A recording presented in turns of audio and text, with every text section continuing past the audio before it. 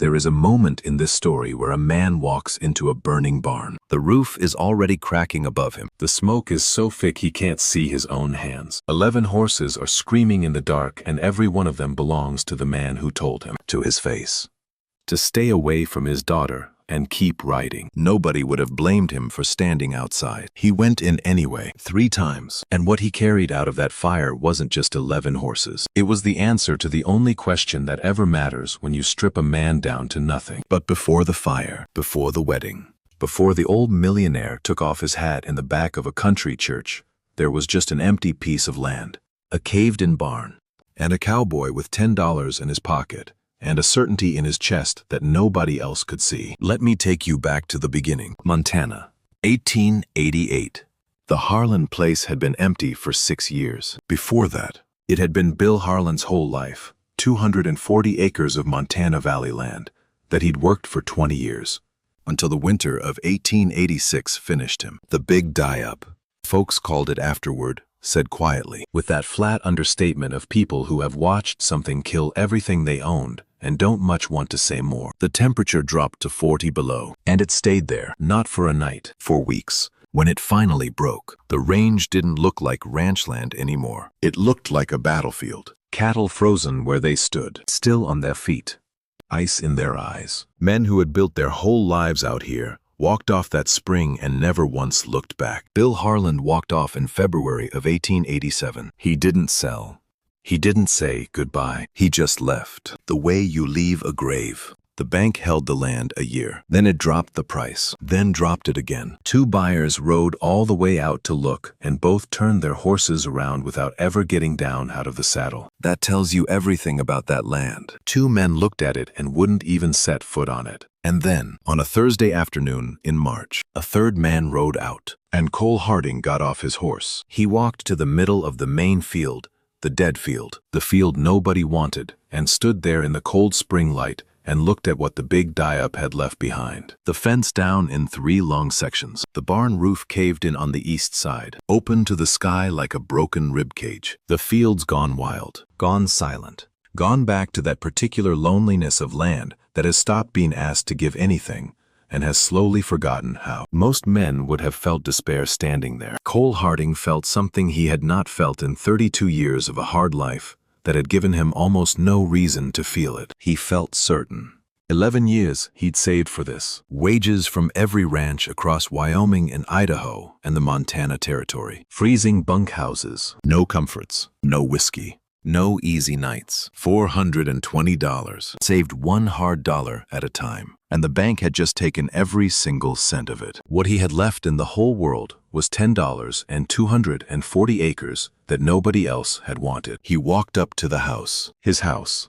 And it took some imagination to say that word with a straight face. He sat down on the porch step and looked out over his land in the last of the afternoon light. And he did not feel poor. He felt like a man who had finally arrived. The fence first, he decided. Nothing else mattered until the fence was right. He had tools, a horse, his 2 hands, and 11 years of stubbornness pointed at one single thing. He was still working out the order of its south section first, then the barn. Then the fields when he heard hoofbeats coming up the road. He looked up. A young woman on a very fine horse was riding through his gate, looking at the property the way you look at something you already have opinions about, wearing the expression of someone who has come to deliver news and isn't at all sure it's going to be welcome. Cole stood up. He put his hat on, and he waited. Her name was Abigail Whitmore. He didn't know that yet, but he knew. From the quality of that horse, and the cut of her riding clothes, and the way she sat the saddle like she'd been riding since before she could read. She was not from the struggling end of Clearwater County. She pulled up at the edge of the yard. 22 years old. Direct blue eyes that took the full measure of a situation before committing to a single word. And right now, they were measuring him. Mr. Harding, she said. And that stopped him, just for a second, because he had not told a living soul his name, which meant she had ridden out here already knowing it. Ma'am, he said. Abigail Whitmore. My father is Edward Whitmore, the Whitmore Ranch, to your north and east. She didn't wait for him to react. She went straight to it. My father doesn't like loose ends on his border. Mr. Harding, He sent me out here with $700 to make sure you climb back on your horse and keep riding. $700. Understand what that meant to a man standing on 10. Almost double what he'd just paid the easy way out. Offered, gift, wrapped. 3 days after he'd buried 11 years of his life in this dirt. All he had to do was take it and go. Cole didn't stop working the fence post he was driving. He spat once in the dust at the foot of her fine horse. "Tell your father to keep his 700, he said. "This land cost me 11 years of calluses. He thinks he can buy it off me with 3 days and a checkbook." He drove the post down another inch. "Don't insult me." She didn't flinch. Most people would have. She held his eyes and answered, not cruelly, just accurately, like someone reading numbers off a page. "You've seen what the big die-up left here," she said. "The fence is down in 3 sections. The barn roof is open to the sky. These fields haven't produced a thing in 6 years. I know what I bought," he said. "Then you know what it's going to take." He looked at her a long moment, at the fine horse, at the Whitmore name sitting on her like it had never once been questioned, at those blue eyes doing the honest arithmetic of his ruined land and reporting back exactly what they found. "Yes," he said. "I know exactly what it's going to take." He drove the next post home, "And it's not your father's $700. She looked at him. She looked at the wreckage of the property, and then back at him, with an expression he could not, for the life of him, read. "I'll tell him," she said. She turned her horse and rode back out through his gate, and Cole Harding watched her go, and drove his next post, and thought, "That is not the last time I'll see her." Asterisk. He was right. She came back 3 days later, not with another offer, not with the formal posture of that first visit. She came alone, on the same fine horse, but sitting it a little differently, like a woman who has come for a reason she isn't quite ready to say out loud. She pulled up at the fence line and watched him work a while. "My father's offer still stands," she said. "I know." He kept working. She was quiet a moment. He set a post, checked the level. "You're doing that wrong," she said. He stopped, looked at her. "The angle," she said. "Glidden wire pulls differently than smooth wire. That post needs to lean 2 degrees into the tension, or it'll walk itself right over by spring. And the big die-up froze the soil chemistry in this whole valley. Posts that held fine before '86 don't hold the same way now. The old days are gone." Cole looked at the post, then at her, really looked. "You know fencing," he said. "I grew up on a ranch," she said.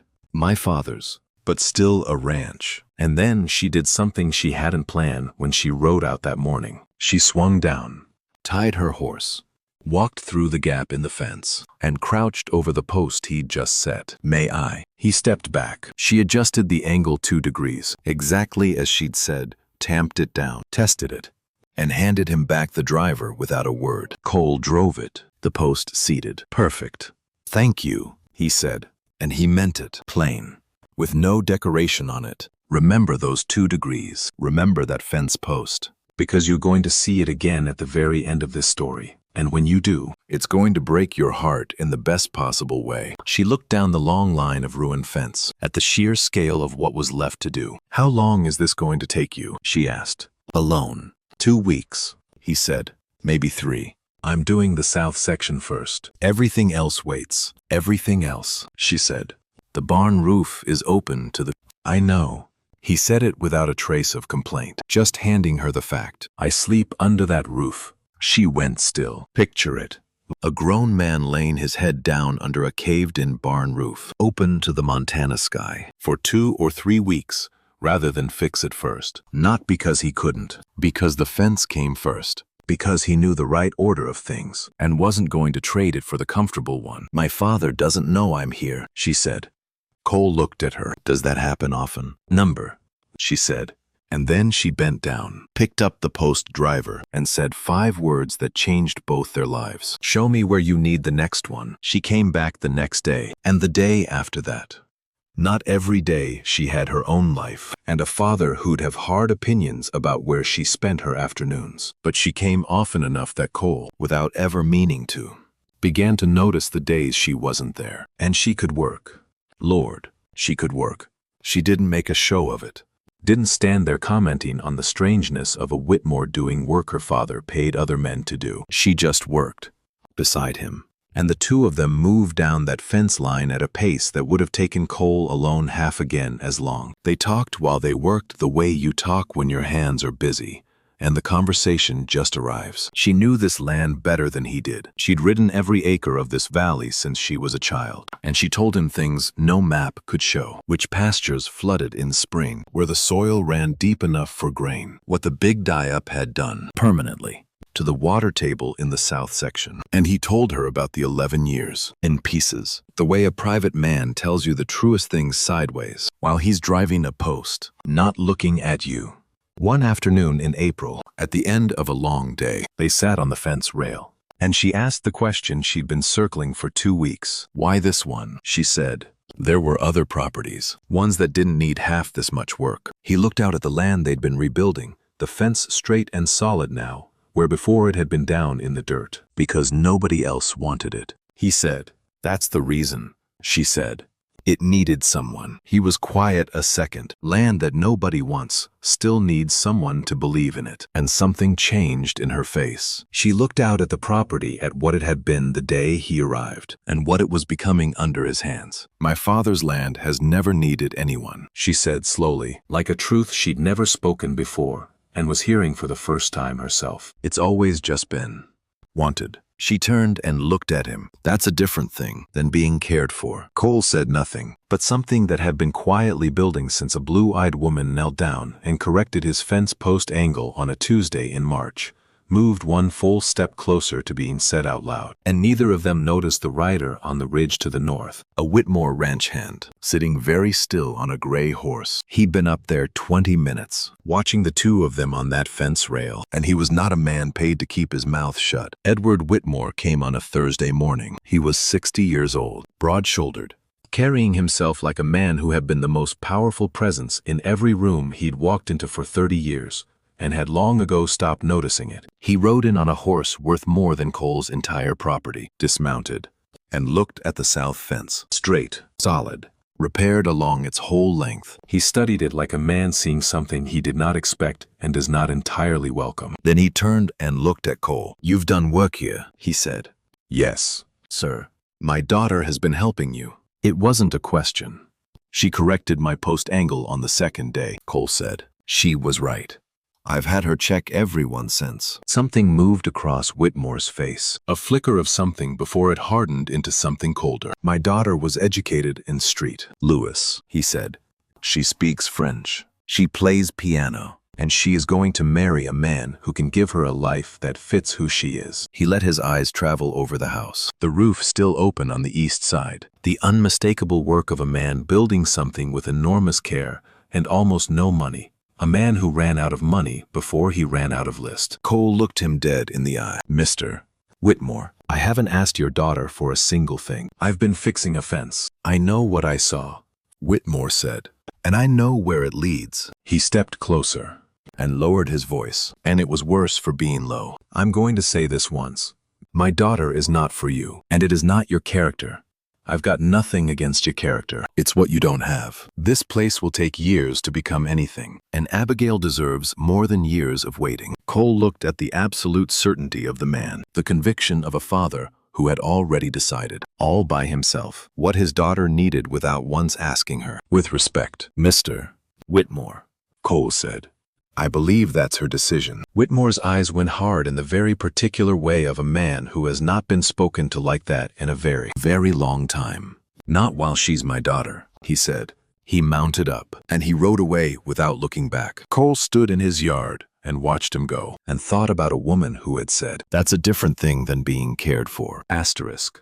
Then he went back to work. His pride told him he didn't need one single man's approval to drive those posts right. So he drove them right anyway. "Now, before we ride on, let me stop and ask you something. Most of you listening right now are in the middle of something. Maybe you're driving tonight. Maybe you're cooking or folding laundry, or sitting out on the porch watching the evening come down. And this old cowboy's voice is just keeping you company while you do it. That's exactly what USA West Stories is for. If this story has got its hooks in you, if you're sitting there wondering whether that old man is going to break these two apart, do me one small kindness and hit that like button. It's free, and it matters more than you know. And tell me down in the comments, where are you right now?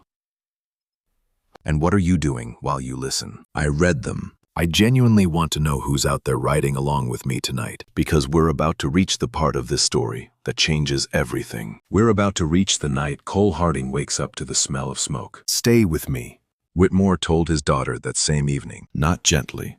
Edward Whitmore was not a gentle man once he'd decided a thing. He told her he'd ridden out to the Harlan place. He told her exactly what he'd said to Cole. And he told her, with the flat finality of a man who has never once had to reconsider a decision in his life, that the visits were finished. Abigail sat across the dinner table and listened to all of it. And she did not argue, not in that moment. Because she had grown up with this man. She knew that confronting Edward Whitmore head-on was like driving a fence post straight into solid rock. You didn't break the rock. You broke the post. 22 years had taught her that her father could be moved, but only by patience and evidence, never by shouting. So she went up to her room and sat at the window, looking out at the black Montana night, thinking about a man sleeping under a broken roof, because the fence came first, about land being cared for instead of just owned, and about the one thing her father had said that she couldn't stop turning over. Not because of your character. I have nothing against your character. Asterisk. Which meant her father already knew exactly who Cole Harding was. He just hadn't decided whether who a man was could ever be enough. She stood up from that window, and she went to find her father. He was in his study, bent over his accounts. She stood in the doorway. Papa. He looked up. I'm not going to stop seeing him, she said. He set down his pen. Papa, I'm 22 years old. I have done everything you've ever asked of me. Saint, Louis, French, piano, every last thing. She met his eyes and did not look away. And in 22 years, I have never once asked you for anything you didn't already want to give me. He went very still. I'm asking now, she said. Not for your approval, for your trust that I know my own mind. He looked at her a long moment, this daughter with her mother's eyes, and his own stubbornness, and something else in her that was entirely her own. He has nothing, Whitmore said. He has everything that matters, she answered. And she left the room before he could say another word. Edward Whitmore sat alone in his study a long time after that. He had built 5,000 acres and a name that carried weight in 3 counties. He had bent bankers and buyers and hard weather to his will for 40 years. And his own daughter had just looked at him the exact way her mother used to, back when he was wrong about something. He picked up his pen. He put it down.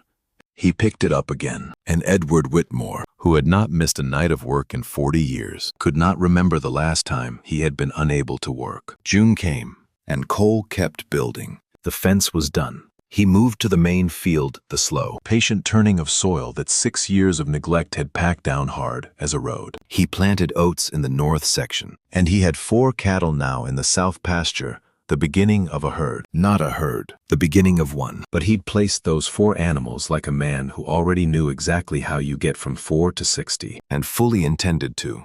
And Abigail came on Tuesdays and Thursdays. She'd told her father she was going, and he hadn't stopped her, which was not approval, but a kind of exhausted surrender to the fact that she was going anyway. And she never once made it easy for Cole to be proud instead of right. When he drove a post wrong, she said so. When he planted the north section, she told him the drainage there ran too fast for standard oats plant a shorter season variety, or lose the whole crop to frost. He listened. He replanted. She noticed he'd patched the barn roof, not properly, just enough to stop sleeping under open sky, with materials he'd clearly salvaged from the collapsed east section rather than buy. That patch won't last the winter, she said. I know, he said. It'll last till I can afford to do it right. And she looked at that patched roof and looked at him. And something in her finished settling into place. Because his pride wasn't the kind that refused to ever be wrong. It was the kind that needed one single day to swallow being wrong, and then moved forward and never fought it again. That, she understood now, was a completely different thing. Cole, she said. The oats in the north field. Replant the east third, with a different variety too. The big die-up changed the drainage there for good. You sure? I've watched that field drain since I was 8 years old. He looked at the field. He looked at her. All right, he said. He didn't say thank you. He didn't have to. And the next morning, he replanted the east third. and neither of them noticed the ridge to the north was empty now. The gray horse gone. The ranch hand already back at the Whitmore house since the night before, with a full report for Edward Whitmore. Cole had braced himself for Whitmore's fury. He was not braced for what actually came instead. The fire started in Whitmore's east barn on a Wednesday night in July. A lantern knocked over in the dark. Nobody ever knew for certain. It was past midnight before the alarm went up, and by then the east barn was well involved. The glow of it visible for miles. A false orange dawn on the northern horizon. Cole smelled it before he ever saw it. He was out of his bunk and in the saddle in 4 minutes, riding hard north before he'd consciously decided a single thing. Running on the pure instinct of a man who has worked cattle his whole life and knows, in his bones, what that smell in the middle of the night means. By the time he thundered in, the Whitmore place was organized chaos. A bucket line strung from the main well, ranch hands fighting to keep the flames off the house. The east barn itself was gone. That much was already surrendered. But the breeding barn, the one that held Whitmore's Morgan stallions, his finest quarter horses, 20 years of painstaking bloodline sitting in those stalls, stood only 20 feet from the fire. And the wind was wrong. The doors were latched shut, and inside, in the dark, the horses were screaming. Cole could see, from where he pulled up, that not one man on that whole property was moving toward that barn. He rode straight to the foreman. The horses, roofs going. The foreman was a practical man, doing practical arithmetic in a bad situation. I'm not sending men in under that. Cole looked at the roof at the way the smoke was already pushing out through the boards, at the exact pattern that told a lifelong ranchman precisely how much time was left. Not much. He got off his horse. He pulled off his bandana, soaked it in the water trough, tied it across his nose and mouth, and reached for the latch. The foreman grabbed his arm. You'll die in there. Cole looked at him. How many horses? 11. Cole went in. The smoke inside wasn't smoke anymore. It was a living thing. The thick, black, directional smoke of an enclosed space where the burning has been building for an hour, with nowhere to go. He couldn't see. He moved by sound, and the sound was terror. 11. Animals in full panic, hooves smashing the stall walls. The unbearable scream of creatures who understand the danger perfectly and cannot reach the door. He found the first stall by touch, got a halter onto a Morgan stallion trying to kill everything within reach. And he talked to it not with words. Words are useless to an animal that far gone, but with tone. That low, steady frequency that says, over and over, I am not the danger. Come with me. Asterisk. And the horse, shaking, let him lead it to the door. He went back in, stall by stall, trip by trip, until he lost count. On the 4th trip, a beam directly above his head groaned that long, low sound of structural failure, deciding on a schedule. He got the horse out anyway, and he went back in. He was on the 8th horse when his legs simply stopped working. He went down onto one knee in the burning straw, and the only reason he didn't die in that barn was that the terrified horse he was leading yanked him back onto his feet by sheer blind momentum and dragged him to the door. Outside, the air hit him like a wall, and he sat down in the dirt because sitting was what his body had decided. Without consulting him, he counted. 3 horses were still inside. He got up. The foreman stepped in front of him. The roof is going. Cole, 3 more. You can't. Cole walked around him, and he went back into that barn one last time for 3 more horses, after the roof had already told him it was coming down, when he came out the final time leading the last of them, blind, coughing. Barely upright, the roof came down, 12 seconds behind him, a sound like the end of the world, and Cole Harding sat down in the dirt again, eyes streaming so badly he couldn't see a thing. And in the dark, he heard a voice. Edward Whitmore's voice, not aimed at him, just present. The voice of a man arriving at the edge of a disaster and taking his inventory. Cole heard him count the horses. 1, 2, 3. All the way up. 11. Cole heard him stop counting. For a moment there was nothing but the roar of the fire and the men shouting on the bucket line. Then footsteps in the dirt, coming toward him. And a hand closed around his arm. And Edward Whitmore, the man who had ridden out to tell this cowboy he wasn't good enough for his daughter, pulled Cole Harding up out of the dirt and onto his feet, and held that arm steady until Cole could stand on his own. And neither one of them said a single word. The smoke had done something to Cole's lungs. Not forever. But for the next several weeks, hard work was going to be a serious problem. Physical labor in the dead heat of a Montana summer, with lungs full of that a body does not bounce back quickly. And Cole knew exactly what that meant. The whole brutal work of late summer, the haying, the harvest. The endless preparation for a winter that killed men who weren't ready. All of it was going to demand something he did not, right now, have. He rode home the morning after the fire, sat down on his porch, and did the arithmetic. And the arithmetic was bad. On the second day after the fire, 2 of Whitmore's ranch hands appeared at Cole's gate. No message, no explanation. They tied their horses, walked straight to the north field, and began the haying with the easy movements of men given a job and simply doing it. Cole came out of the house. "Mr. Whitmore sent you," he said. The older one looked up. "He said the oats won't wait, and you can't cut 'em." Cole looked at his field. He looked at those 2 men. He looked down at his own hands, bandaged where the burns had blistered them, and he almost said no. It was right there on his tongue. "I don't need the help." 11 years of doing it alone. 11 years of never once asking a living soul for anything. He felt the old resistance rise up in him. The specific resistance of a proud man against accepting the very thing he needs most. And then he thought about a blue-eyed woman correcting his post angle on the second day, about the 4 days he'd driven those posts wrong, alone, before she came, about the fence standing straight and solid right now because he'd handed her the driver and let her be right. "Thank you," he said. And he went back inside and sat down at his kitchen table and looked at his bandaged hands. And outside the window, he could hear Whitmore's men cutting his oats. The oats he'd planted with his own hands, on his own land, that he'd sworn would be his and his alone. He had never once in his life had another man cut his crop. And understand this, that, right there, at that kitchen table was the hardest thing about Cole Harding's whole summer. Harder than the burning barn, harder than the falling roof, sitting still and letting himself be helped.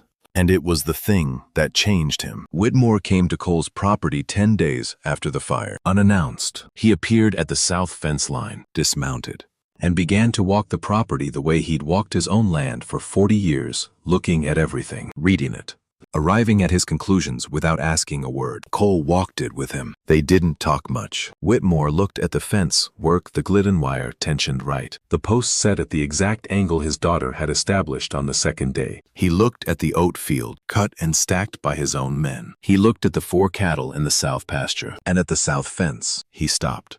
He put his hand on a post and tested it. Solid. 2 degrees into the tension. Exactly right. The big die up. Whitmore said, looking at nothing. "Harland lost everything." February of '87. "I bought some of his cattle for 10 cents on the dollar when he walked off." He said it without pride. "I've been watching this land for 6 years. I know what it was and what it needs." "So do I," Cole said. "The north field. The east third you replanted with the shorter variety. Abigail told me about the drainage." She was right. She was right, Whitmore agreed. And then, quieter, "I taught her that," and something complicated moved across the old man's face. Something a man of 60 feels when he has spent 20 years teaching his daughter everything he knows, and then finds her out on another man's land, teaching it all to someone else. "I built this ranch in 10 years, Whitmore said. "Started with a horse, a bedroll, and $30 I'd saved working other men's cattle back in Ohio." He looked at the south fence a while. "I told myself I didn't want Abigail to go through what I went through, starting from nothing, building it year by year." He was quiet, and then he said the hardest thing he'd said in years. "I think what I've actually been doing is confusing protecting her with deciding for her." Cole said nothing. Some moments a man doesn't step into. Whitmore turned and looked at him full on. "You went back into a burning barn 3 times, after the roof being cracked, for animals belonging to a man who told you to stay away from his daughter. He let it sit in the July air, and I can't argue with it. Not because you saved my horses, because you went back when no one was watching, and nothing on this earth was owed to me, and the only reason in the world was that 3 horses were still inside." He put his hat back on. "I'm not giving you my blessing today," Edward Whitmore said. "I'm telling you I'm no longer your enemy. There's a difference, and I want you to know I know it." He mounted up, and at the gate, he stopped. "The barn roof, before winter. I'll send materials. I'll pay for the materials," Cole said. Whitmore looked down at him a long moment, and something almost like respect showed plain on that hard old face. "Yes," he said, "you will." And he rode north. Cole stood at his south fence and watched him go, and thought, that is a man who just did the hardest thing he's done in years. Asterisk. Then he went back to work. They were married in September. The decision had been made in August on Cole's porch. In the long Montana evening, simply, without ceremony. Because neither of them had ever needed ceremony for anything. He had asked her plainly. She had said yes before he'd even finished the sentence. Which, she told him afterward, she'd been ready to do since roughly that Tuesday in April on the fence rail. When he'd said land that nobody wants, still needs someone to believe in it. Asterisk. The wedding was in the Little Cedar Creek Church. Abigail dressed in the small room off the vestibule. Martha Greer fussing over the details. Two friends from Clearwater beside her. She wore her mother's necklace, the one given to her at her mother's funeral, and worn on every important day of her life since. The church was filling up out there. Her father was not in it. She had known he might not come. Back at the fence, Whitmore had told Cole, "I'm no longer your enemy." But not once in all the weeks since had he said the other thing. He had never said, "I give you my blessing." Asterisk.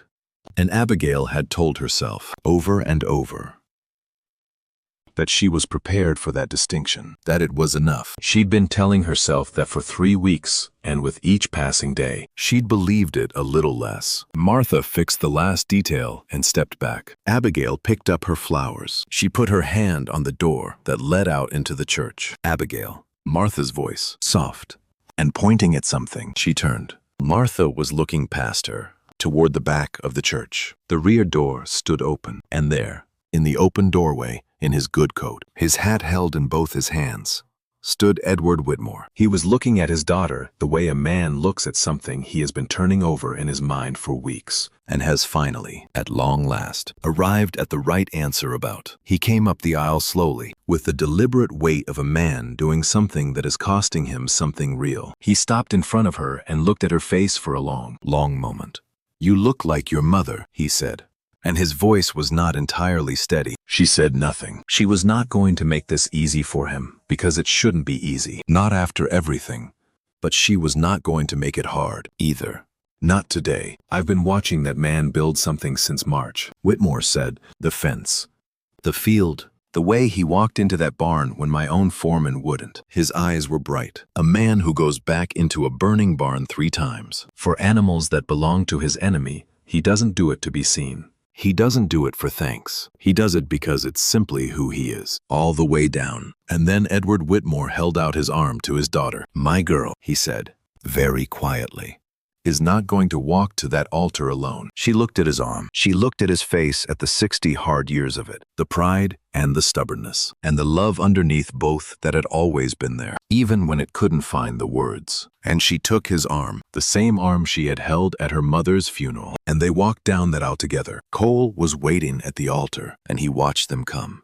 The woman he was about to marry, and the man who had ridden out to tell him to stay away from her, and had now appeared at the back of a country church on a September morning, because 6 months of watching had led him to the only conclusion a fair man could reach. Cole looked at Whitmore. Whitmore looked at Cole. It was not warm. It was not a smile. It was the look of a man who has made a decision and fully intends to keep it, which, from Edward Whitmore, was everything in the world. They stayed on Cole's 240 acres. That surprised the whole of Clearwater County, which had assumed the marriage would mean Cole moving on to 5,000 acres and taking the Whitmore name.